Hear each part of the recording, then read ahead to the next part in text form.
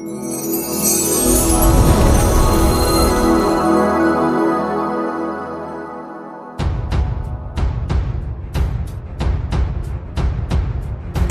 pulang malam itu, mengapa harus dibongkar pembaruan kasus Subang?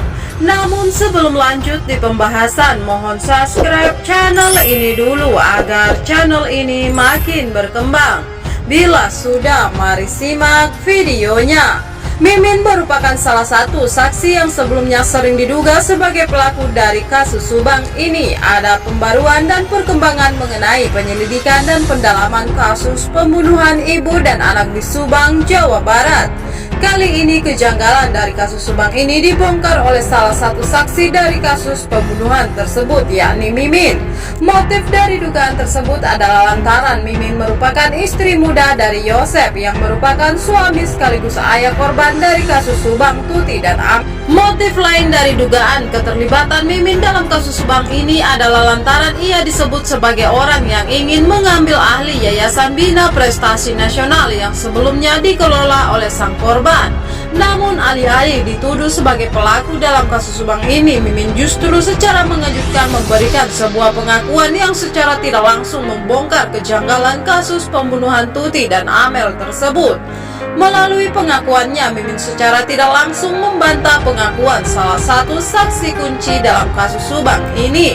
Sebelumnya diketahui bahwa Mimin sering dipanggil pihak kepolisian untuk dimintai keterangan terkait kasus Subang ini. Proses pemanggilan Mimin oleh pihak kepolisian dalam kasus Subang ini secara keseluruhan ada dua fase. Fase pertama adalah saat Mimin masih belum didampingi pengacara. Fase kedua adalah saat Mimin telah didampingi pengacara.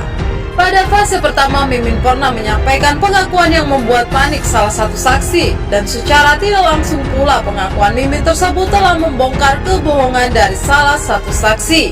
Bagian penting dari Mimin kasus Subang telah dibongkar oleh istri muda Yosep tersebut. Adapun pengakuan Mimin yang membuat salah satu saksi panik adalah pengakuannya yang menyebutkan bahwa pada malam sebelum kejadian Yosep tidak pulang ke rumah istri muda tersebut. Padahal sebelumnya Yosep mengaku bahwa pada malam sebelum kejadian ia berada di rumah Mimin. Dan setelah pernyataan inilah Mimin pada akhirnya menggunakan jasa pengacara dalam kesaksian kasus Subang ini. Namun di luar fenomena dibongkarnya kebohongan salah satu saksi oleh Mimin, kita tidak bisa menyimpulkan bahwa saksi tersebut adalah pelaku dari kasus Subang.